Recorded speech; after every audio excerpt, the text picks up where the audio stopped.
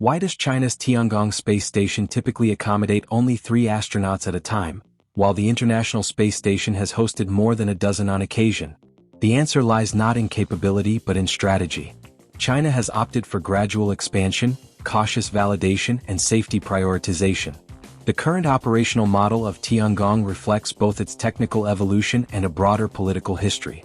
This article explores the pragmatic reasons behind China's current crew structure, its development trajectory, and the contrasting narratives of space collaboration. It is important to clarify a common misconception. China's Tiangong space station is not constrained to hosting only 3 astronauts. Its architecture is designed to support 6 crew members for extended missions and can accommodate up to 9 individuals temporarily during crew handovers. By comparison, the International Space Station (ISS) is generally designed to sustain 6 to 7 astronauts on a long-term basis. On rare occasions, such as in the year 2009 when the U.S. Space Shuttle docked, the total count reached 13. However, these higher numbers were momentary. The extra crew members relied on the shuttle's independent life support systems and departed within days. A more recent example came in the year 2021 when the arrival of a Dragon spacecraft pushed the ISS population to 11. The increased carbon dioxide levels prompted headaches among the crew, and due to limited sleeping quarters, 3 astronauts resorted to sleeping on the floor. The situation lasted only 4 days before adjustments were made. Currently, each Shenzhou mission carries 3 astronauts to Tiangong. This model is not due to capacity limits but rather a reflection of China's careful, incremental strategy in space operations. Tiangong is still undergoing modular enhancements. Initially, only 3 sleeping quarters and a single lavatory were available. Accommodating more than 3 astronauts would have required someone to rest in a non-designated area.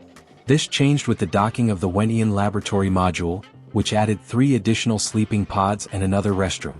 The upgrade allows the station to host 6 astronauts simultaneously, with full support infrastructure. China's space agency has emphasized a cautious approach rooted in risk mitigation. Unlike the ISS, which has been operational for over 2 decades, Tiangong is a relatively new facility. Systems and procedures are still undergoing rigorous testing and validation. Even mature platforms are not immune to unexpected incidents. In 2021, a Russian research module docked with the ISS but unexpectedly activated its thrusters, destabilizing the entire station. Ground controllers required 40 minutes to restore stability. To avoid such situations, China deploys its crews in succession rather than simultaneously, gradually transitioning to overlap periods only when systems are verified and deemed safe. This phased strategy ensures operational confidence before scaling up occupancy. China currently follows a down-then-up rotation policy. After one mission ends and the crew returns to Earth, the station remains temporarily unoccupied. Ground-based teams remotely monitor its status and track potential collision threats, including nearby commercial satellite constellations. Later missions will shift to a up-then-down model, with incoming crews arriving before the existing team departs. These handovers, lasting between 5 to 10 days, represent an intermediate step toward regular dual crew presence, as system reliability improves. When comparing Tiangong and the ISS, it becomes evident that China's station is more compact by design. The pressurized volume of Tiangong is approximately 340 cubic meters, with 122 square meters of habitable space. By contrast, the ISS boasts a pressurized volume of over 1,000 cubic meters and nearly 400 square meters of living area. This difference is primarily due to contrasting development models. The ISS was constructed through a multilateral initiative involving 16 nations pooling financial and technological resources. China, on the other hand, built Tiangong entirely on its own, driven by necessity and national ambition. In the 1990s, China sought participation in the ISS program but was declined. The situation was further complicated in 2011, when legislative restrictions in the United States effectively barred collaboration with Chinese space entities. Facing these constraints, China charted its own path. Over the span of 3 decades, it advanced from initial crewed missions aboard Shenzhou, through experimental modules like Tiangong 2, to constructing a full-fledged space station. This effort has produced more than 4,000 space-related patents, underpinning an independent orbital outpost.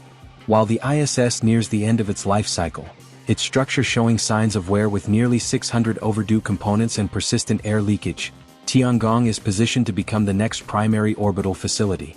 The ISS is projected to retire by the year 2031, and Russia has signaled potential withdrawal as early as 2028. In contrast, China has adopted an inclusive approach to international collaboration. Since 2019, China has worked with the United Nations to select scientific research projects. To date, 9 studies from 17 countries have been approved, including proposals from the United States, Japan, and Germany. Although the American project was not selected based on scientific criteria, China has stated that collaboration remains possible if regulatory restrictions are lifted. Should the ISS retire on schedule, Tiangong may become the sole operational space station in orbit. At that point, nations pursuing space-based research will likely consider collaboration with China. In this context, China's space trajectory underscores the evolution from being excluded to establishing a platform others may seek access to. While crew capacity has become a focal point of discussion, it does not equate to technological superiority. Instead, it reflects policy, safety priorities, and strategic planning. As Chinese astronauts conduct complex experiments, from studying tumor cells in microgravity to refining techniques for future lunar missions, China's space program continues to progress with deliberate momentum. Each step, methodically planned and executed, builds toward a broader goal: sustainable long-term presence in outer space.